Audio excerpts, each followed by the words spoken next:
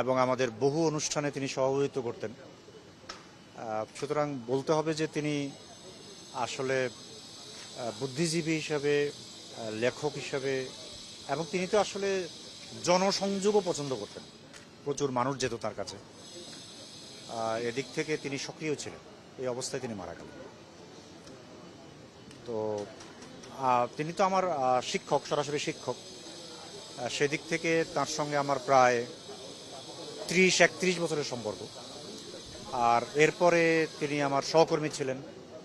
আর শিক্ষক হিসেবে তো আসলে মানে তার সঙ্গে অন্যদের সম্পর্কটা ছিল অপেক্ষাকৃত বুদ্ধিবৃত্তিক, খুব ব্যক্তিগত না। স্বার্থ সংশ্লিষ্ট ব্যাপারগুলোতে তিনি সাধারণত কথা বলতেন না, আলাপ করতে পছন্দ করতেন না। তিনি কথা বলতেন দেশ এবং দশ নিয়ে, জাতি নিয়ে, রাজনীতি নিয়ে, এবং যাকে আমরা রাজনৈতিকভাবে সক্রিয় এবং সচেতন বুদ্ধিজীবীতে বলি, এটার একটা অসামান্য উদাহরণ ছিলেন আবুল কাশেম ফজলুল হক। মানে আমরা বলতে পারি যে 60-এর দশকে আমাদের যে খুবই উজ্জ্বল মানুষেরা বিকশিত হয়েছিলেন, জন্ম নিয়েছিলেন একটা রাজনৈতিক সক্রিয়তার মধ্যে, অন্যরকম একটা চৈতন্যের মধ্যে, আন্দোলন সংগ্রামের মধ্যে, তার শেষ দিকের 2-1 প্রতিনিধির মধ্যে আবুল কাশেম ফজলুল হক ছিলেন শেষ। এখনও হয়তো সিরাজুল ইসলাম চৌধুরী স্যার সহ আরও 2-1 আছেন, কিন্তু আবুল কাশেম ফজলুল হক শেষদের একজন। তার সবচেয়ে বড় বৈশিষ্ট্য হলো যে তিনি একটা ম্যাক্রো ভঙ্গিতে, একটা জাতীয় ভঙ্গিতে ভাবতে পছন্দ করতেন।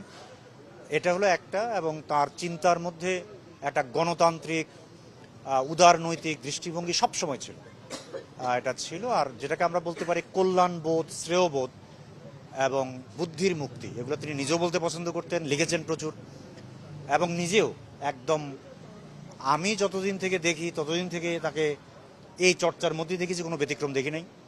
আর এর আগেও যারা তাকে 6 দশক ধরে চেনেন তারাও একই কথা বলেছেন। পত্রিকা প্রকাশ করতেন, লিখতেন, বলতেন, ক্লাসে পড়াতেন।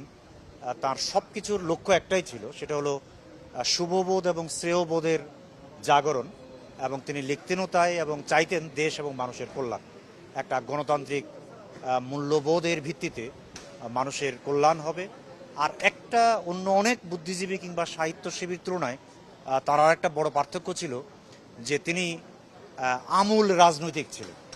এটা তার চিন্তার একটা প্যাটার্ন ছিল যে তিনি ভাবতেন যে রাজনীতি ছাড়া, রাজনৈতিক পরিগঠন ছাড়া, দল গঠন ছাড়া, নেতৃত্বের বিকাশ ছাড়া আসলে বৃহত্তর মানুষের কল্যাণ হতে পারে না।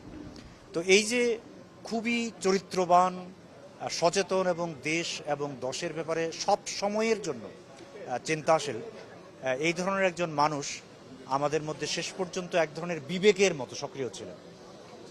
বাংলা একাডেমিতে তিনি গত 1.5 বছরেও অনেকগুলো সভায় সভাপতিত্ব করেছেন, এবং সবাই খেয়াল করেছেন যে তিনি আসলে চারপাশের যে রাষ্ট্র ক্ষমতা, রাজনীতিতে কারা প্রভাবশালী, সমাজে কিংবা মানুষের মধ্যে কারা বড় ভূমিকা পালন করছে, প্রভাব রাখছে, এগুলোর দিকে না তাকিয়ে একেবারেই তার যেটা ভালো মনে হয়েছে, একটা লম্বা অভিজ্ঞতার মধ্যে দেশ এবং জাতির জন্য তার যেটা কল্যাণকর মনে হয়েছে, তিনি সেই কথাগুলো নিঃসংকোচে এবং নিঃসংকোচিত্তে তিনি উচ্চারণ করে গেছেন।